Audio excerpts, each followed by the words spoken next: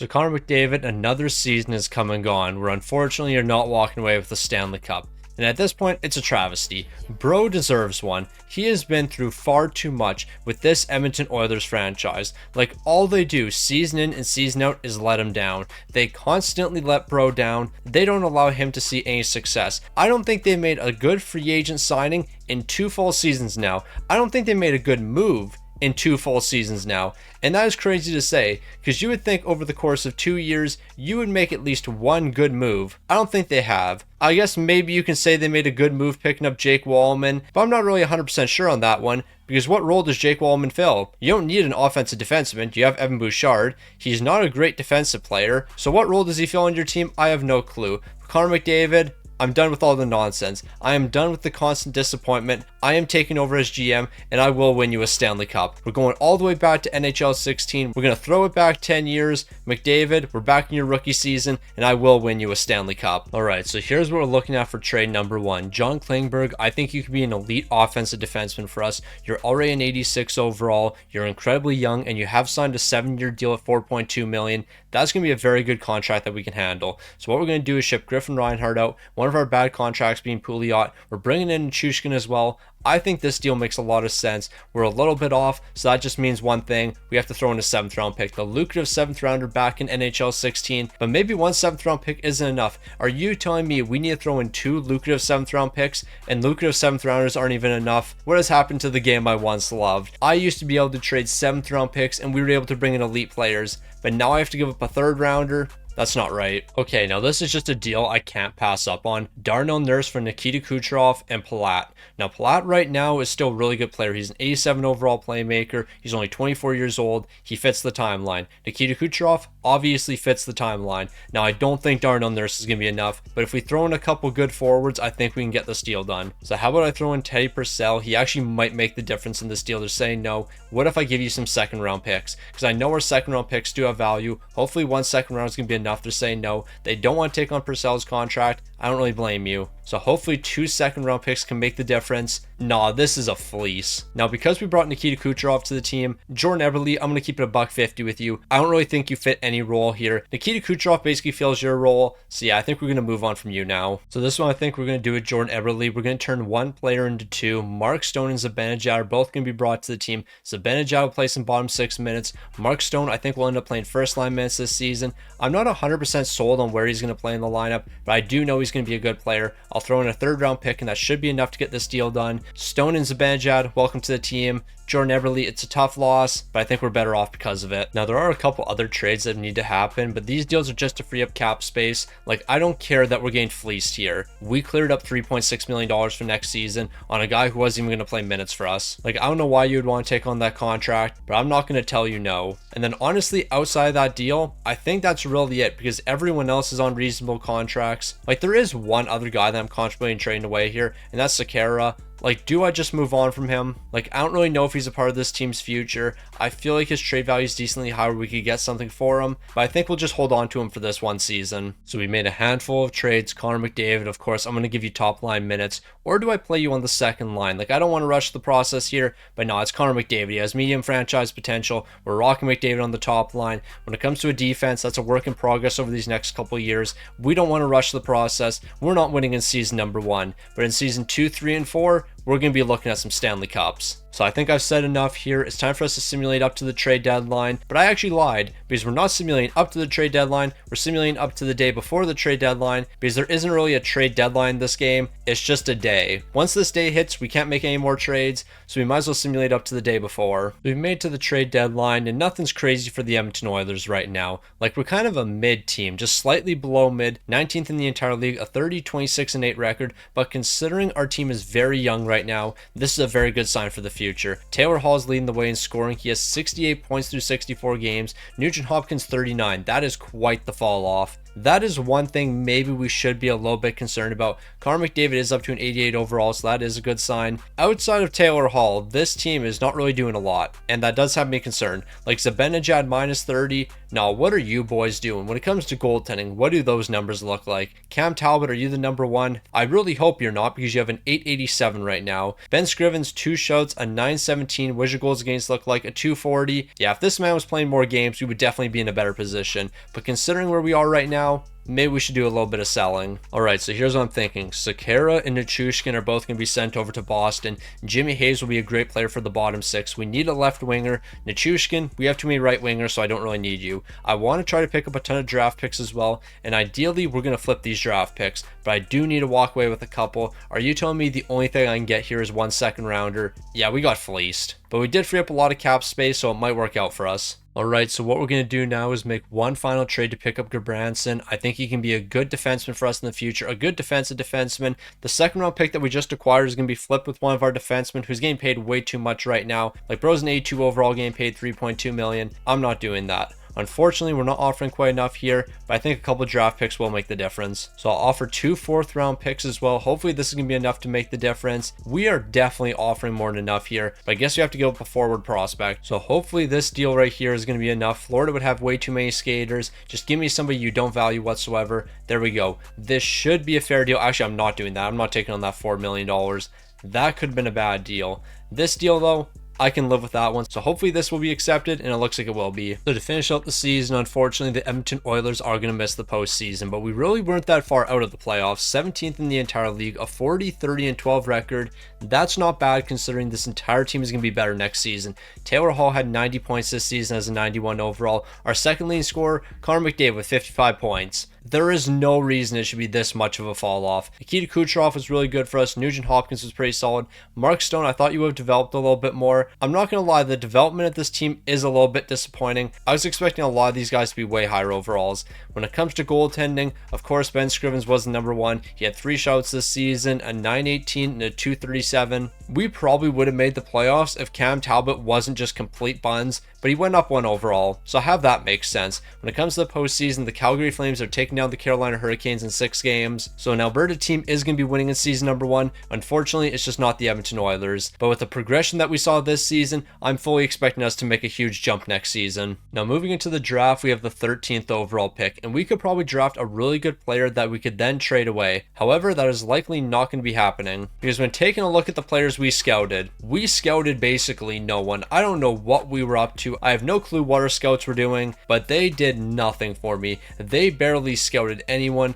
We have a handful of guys in the first round, but I don't know the potential of like 90% of these players. So yeah, I think we're going to end up trading that draft pick. For the player that we're going to be taking 13th overall, it doesn't make sense to hold on to that pick. Now I think we could use another star player on the team, and Rasmus Ristolainen could be that guy. Right now he's an 87 overall. He could be a really good defenseman for us, and I'm going to keep it a $150 with you, Nail Yakupov. I don't think you fit the right role in our team, so I'm looking to move on from you. Maybe we can bring in a cheap player for the bottom 6. Like Nail Yakupov is going to need a contract extension pretty quick. Not this offseason, but the offseason after that. So how about we just don't worry about Nail Yakupov. We move on from him now, capitalize on the trade value. If there's no other players that make sense for us to bring to the team, how about we bring in some draft picks? And I think that's what we'll do. We'll just bring in some second round picks for next season. So hopefully this is going to be enough to get the deal done. Rasmus Ristolainen, are you joining the team? They're saying no. I'll take out 1 second round pick. They're still saying no. We'll give up a couple more draft picks for this season, and then we'll get this one done. Rasmus Ristolainen, welcome to Edmonton. Now, because of what we saw earlier, I'm not going to waste any time at the draft here. Like, I have no clue who I'm even going to be drafting, because I have no clue who has potential. Like, just look at this. Who on earth would I bring to the team? Like, none of this makes sense to me. Our scouts had the entire year to do a little bit of scouting, and what exactly did they accomplish? I have no clue. Like, these boys did absolutely nothing. Maybe I did the scouting wrong, I have no clue, but those guys were not cooking in the slightest. Now, although there are a lot of players that we have to re-sign here, I just want to remind y'all, we have $31 million in cap space. So re-signing players should not be difficult. Rasmus Ristolainen, you're an 87 overall and you only want $3.5 million. I'll do 3.3 and then I'll go cheer in the streets because that makes absolutely no sense. Nikita Kucherov, this makes no sense as well. Okay, I'll give you 3.6. Kucherov's coming back to the team. Schultz, maybe I'll bring you back as well. We seem to have the cap space, so I might as well bring you in to be a second pairing guy for me. Apparently, we have all the money in the world, and I have no clue why. Gabranson, I'll give you 3.5 million. You're coming back. Clefbaum, how much do you want? You want 1.9 million. I can definitely do that for a third pairing guy now. And then outside those main deals, I'm not too worried about anyone else. Now, although I wasn't really sold on Ben Scrivens last season, I will see what a contract extension looks like. And at 1.7 million, he's 100% coming back to the team. Cam Talbot, I guess I can bring you back for 1.3. But yeah, I'm not turning down those goaltenders at those prices. So moving into free agency, there is one thing on my mind. Is Ben Scrivens going to be a good enough goaltender? And I'm not 100% sold on him. So I'm going to inquire with Freddie Anderson. Right now, I can only give him 7 seasons. I'm going to do $8 million for the next 7 years. I know that's an overpayment, but if we can walk away with 90 overall Freddie Anderson, well, I think it just makes sense. Also, he wants 8 seasons, but I can't offer him 8. I can only offer him 7. So yeah, do with that information what you will, Freddie. Now, outside of throwing that massive deal at Freddie Anderson, I don't think we're going to do too much outside of that because there's not a lot that needs to be done to this team. We just have to let the young guys develop. I think we will make some trades though, because that definitely won't hurt the team. Now, we've made a couple splashes in this video, but this is going to be the biggest one by far because of who we're trading away. Now, y'all have to understand, Leon Draisaitl is not that guy in this game right now. He's only a 73 overall. I don't know if at any point in Leon Draisaitl's career he was a 73 overall, but he is right now. And I don't think he's going to be a part of this team's future, but Wayne Simmons, I think you could be. So I'm going to offer this package over. They're saying no. I'll throw in a second round pick that we acquired in a previous trade. Buffalo's second round pick's going to be given up. Hopefully that's going to be enough. They're still saying no. I don't want to do multiple first round picks. Multiple first round picks in this deal would be foolish. Multiple seconds though, that kind of makes sense. And we are very close to getting this one done. I'll throw in a third round pick and that should be enough for Wayne Simmons. He's going to be a game changer for us. Now, as long as we walk away with Freddie Anderson, I think we're going to be able to win a Stanley Cup. All right, we're actually going to make one other big trade here. Valtteri Filppula, right now you're an 87 overall, and you would actually be an upgrade for the second line. Nugent Hopkins, I think you're going to move down to the third line. Right now, we're trading 2 mediocre players for 1 really good player, and I think that makes a lot of sense. Just giving up a first round pick in this deal makes sense, though. Absolutely not. But we're still going to give up a first round pick in this deal because I really want to get this one done. I think Filppula could be a game changer for us. Then again, I've said that about a lot of players, but I think he actually will be. So after making the trades we've had, there's a couple more things we have to do. We have to sign 1 right winger for next season, and I think Prust will be that guy for us. But outside of Prust, how about we bring in this guy as well, just because he's only looking for a 2-way contract. He's an A1 overall. He can definitely play some bottom 6 minutes.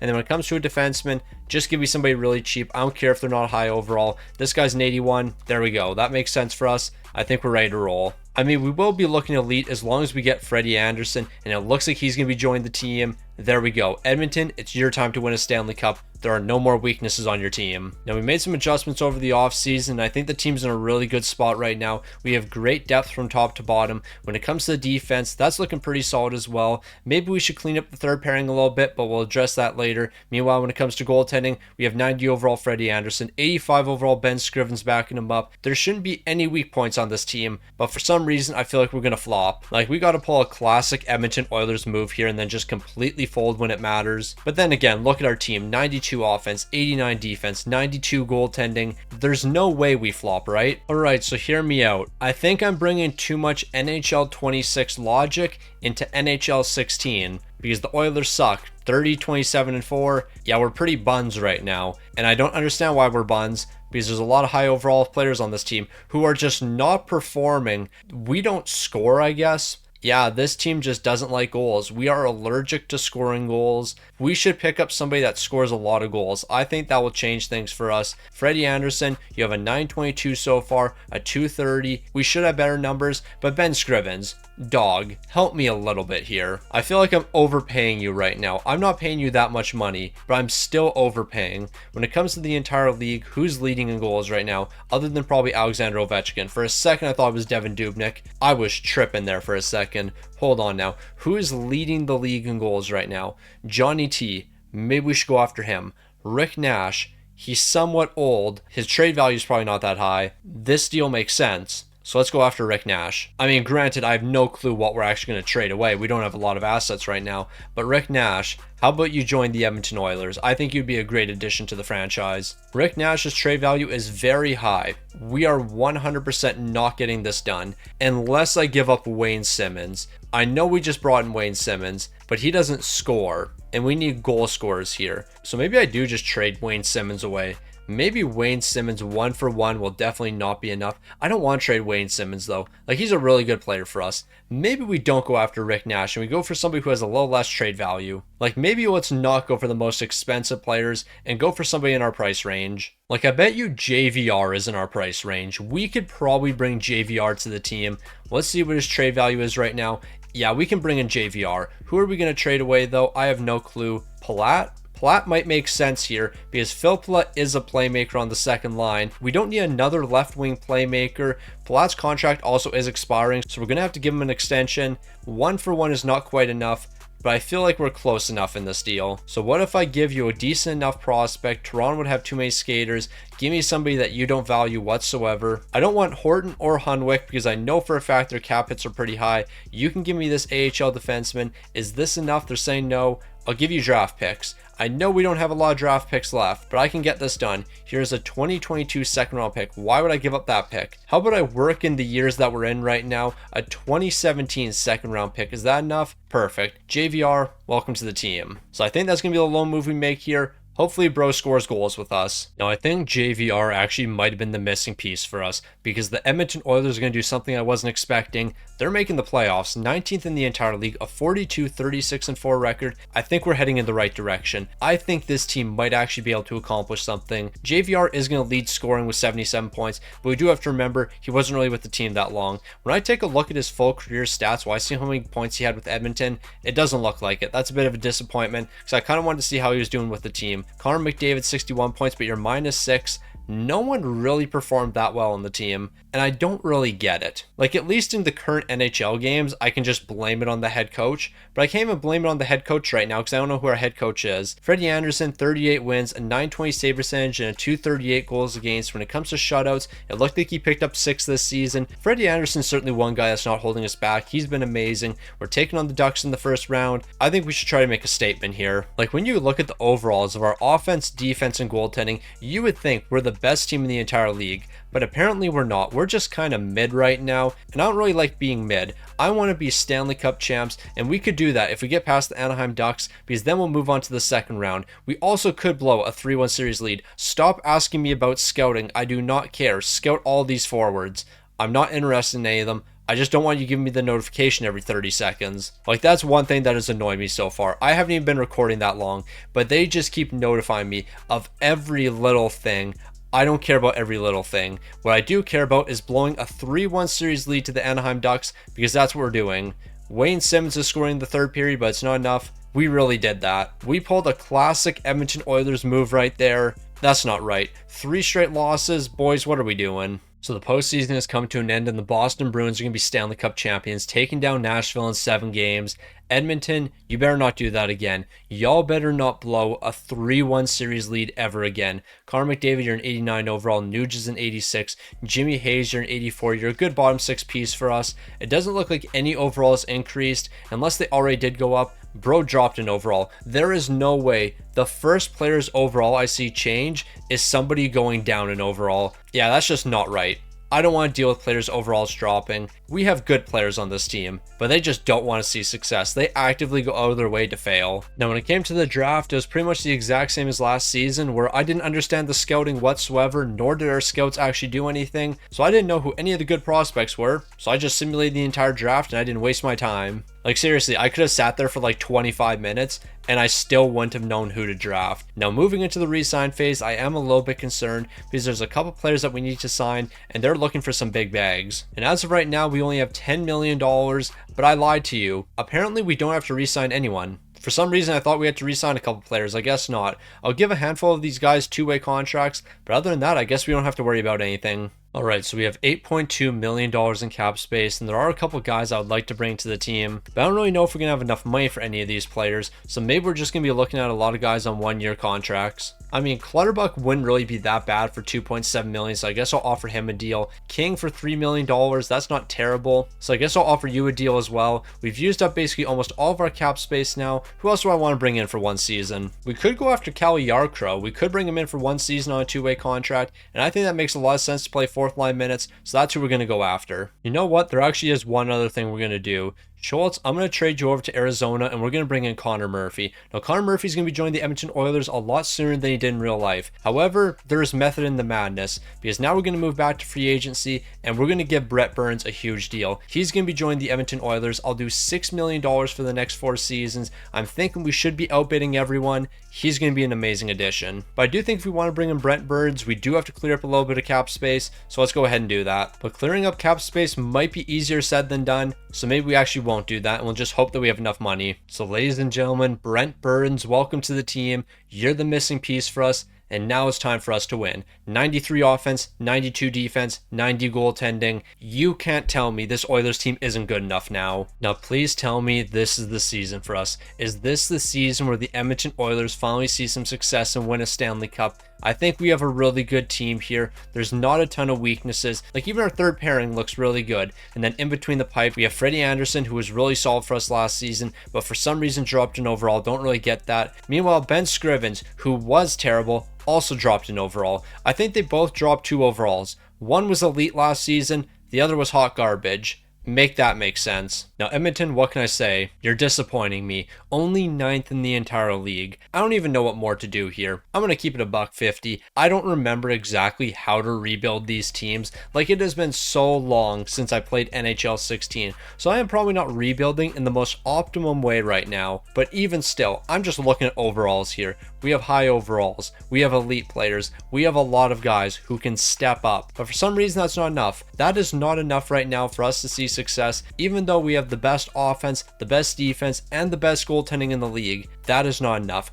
Granted, maybe it is, because Ben Scrivens has lost us 9 games this season. Where would we be if we didn't lose those 9 games? We would probably be top 4 in the entire league, because based on what Freddie Anderson's doing, we should be a lot better than this. The league leading wins goaltender right now is Braden Holtby, followed by Varlamov and Freddie Anderson. So in reality, we are in this echelon. I mean, maybe not in the same echelon as Braden Holtby, because bro is posting a 169 with a 945 right now, but you get the point. In reality, we're probably a top 3 team. If Ben Scrivens could win some games for us, we would definitely be in the hunt for the President's Trophy, but because bro sucks, we're not right now. I also don't think we're going to make any trades because we don't have a lot of draft picks left. We don't have a lot of prospects left. We're going to hold off this season, but I also think we're really good right now, and I don't really want to mess anything up. Now, Edmonton was a little bit better after the trade deadline. We ended up finishing 8th in the entire league, but our record is not indicative of how good we are right now, because Ben Scrivens only loses. When Freddie Anderson is in between the pipes for us, we win quite a few games. Like, our win percentage with him in between the pipes is probably top 3 in the entire league. The offense actually looks really good. We finally have some depth scoring here. And then when it comes to goaltending, Freddie Anderson, you had 2 points, but I don't care about that. 7 shutouts from Freddie Anderson, a 924, and when it came to his goals against, a 217. Ben Scrivens won 2 games this season. We won 43 games with Freddie Anderson. That has to be top 3 in the NHL. It was at the trade deadline. I can only assume to finish out the season, it still is top 3 in the entire league. Like, who would have had more wins than this man? Like, Braden Holtby definitely had more wins, and he was the only guy. Freddie Anderson is him. The Oilers are elite. The only problem is, Ben Scrivens loses every game he plays. So our record is really not indicative of how good we are. Ben Scrivens doesn't make saves, he doesn't win us games, therefore our record is worse than what it should be. We have the LA Kings in the first round. Now that Ben Scrivens isn't playing, this team might be able to do something. Like, all that man Ben Scrivens did was lose.